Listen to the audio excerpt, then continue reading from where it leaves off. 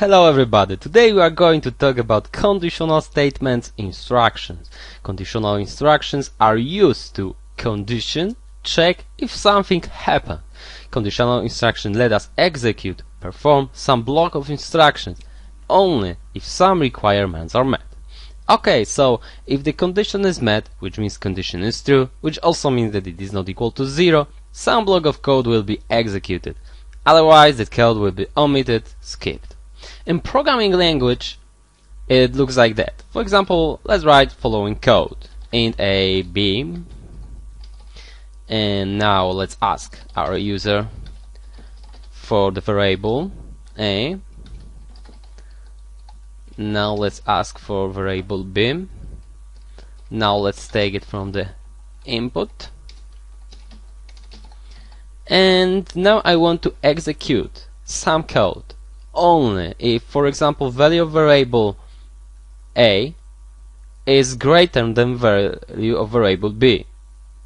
We don't know what values will be stored in that variables because that values will be assigned by user of our program, right? So that's why it would be nice if we could, for example, check this situation. Okay, so I will use conditional statement which looks like that. If parentheses, and inside parentheses I will write condition, and condition is just anything that can be as final result 0 or any other number. So for example, any expression. So if I write a is greater than b, and after it I will write any instruction that will be executed only if that condition is met. So for example, cout a is greater than b. So we are sure that we can tell our user that a is greater than b because that condition must be met in order to run the instruction here. So now I can compile that guy and I will enter a, for example, as 10 and enter b as 7, and as you can see that instruction is now here on our output. So 10 is greater than b. Okay, so everything was okay. But what when I run it again, and now I will type, for example, 4, and now I will type, for example, 25. As you can see, that instruction was omitted, was skipped, right? Because a is not greater than b. Well, wasn't greater than b. Now we'll test a few more things, and that thing would slow us a bit, so let's just comment this. Let's comment that things here, and let's do something like that. If 7 is greater than 4, cout something. Okay, and now let's cout here tests. What do I want to tell you now? Look, what if I wanted to execute more than one line of code only if that guy here, if that expression, if that condition is met? Now, as you can see, both of the instruction got executed, and it's okay. But what if I do something like that? 4 is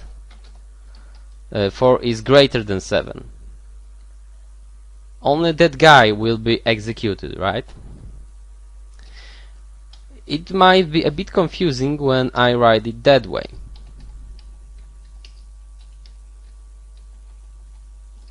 Still, only that guy will be executed.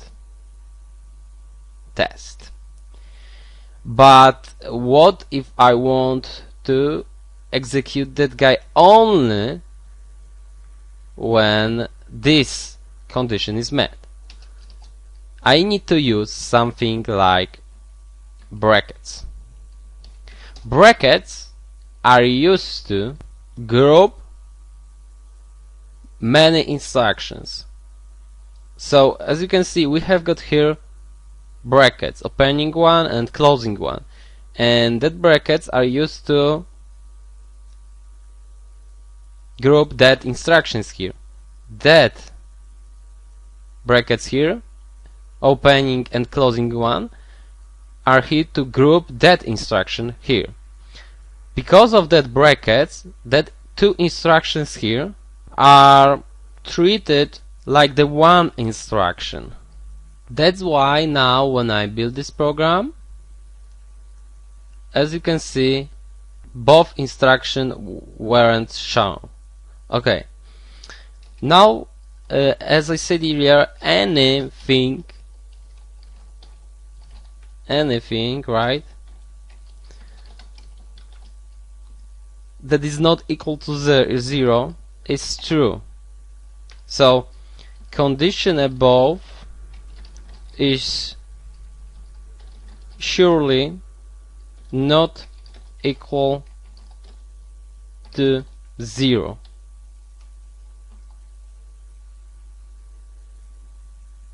As you can see, this thing, that instruction got executed.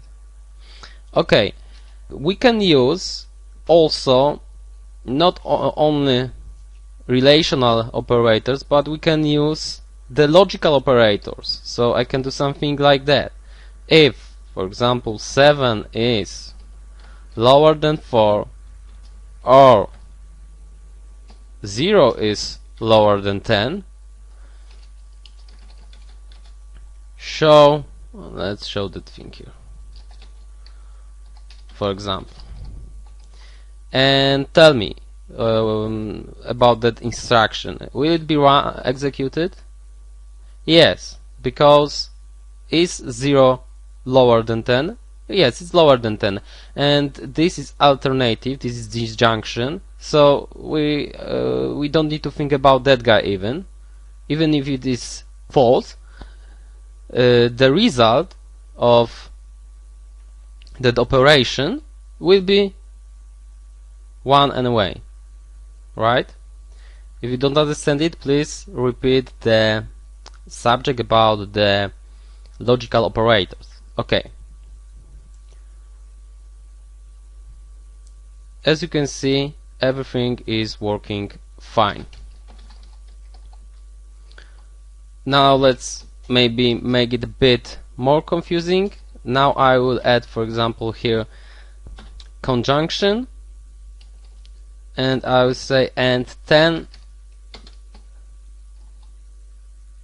is equal to 9. That thing as a result will give us 0. That thing as a result will give us 1. Conjunction is true only if both expressions are true or 1, right? So as you can see, the result, final result is 0, and now when we build it, we cannot see that guy here. Okay, that was some exercises. Now I want to tell you about something very important. Let's comment that thing here now, and let's back to that guy here. We'll assign values by ourselves, for example, like that. And what would happen? Oops. What would happen if I wanted to, for example, do something else when that condition is not met? Then I can do something like that, else. Add here else and say the condition A is greater than B surely wasn't met. Right? And now, is 100 greater than 10? Of course it's greater than 10. So this instruction is executed, but when I do, for example, that thing, as you can see, the condition A is greater than B surely wasn't met. But we can do other things. For example, I can do something like that. Else if A is lower than B, cout A is lower than B. And now I should change this guy. Condition A is greater than B surely wasn't met, and the condition A lower than B surely wasn't met. That instruction is executed only if all of the conditions weren't met. So right now, as you can see, -4 is lower than is smaller than 10, and that instruction was executed. But if I want to execute that guy, it must be that condition cannot be met and that condition cannot be met. So when will it happen? When the two variables are equal, right? So that instruction is executed only if all of the conditions weren't met. Maybe I should change this thing. That instruction will be executed only if all of the conditions weren't met. Okay. So as you have probably noticed, we don't need to use that else if or else thing. We can use as many else if here as we want to check many other things, right? And that instruction after else will be executed only when all of the conditions aren't met. And we should also know that we can nest, so we can have many conditional statements when we use brackets. We can have nested conditional instructions, for example, that way.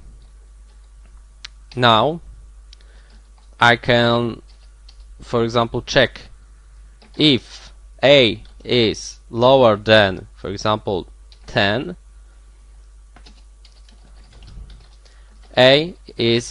smaller, A is smaller than 10.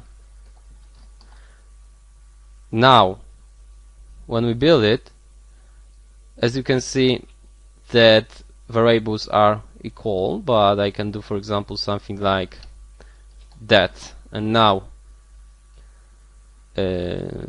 we will execute that guy here.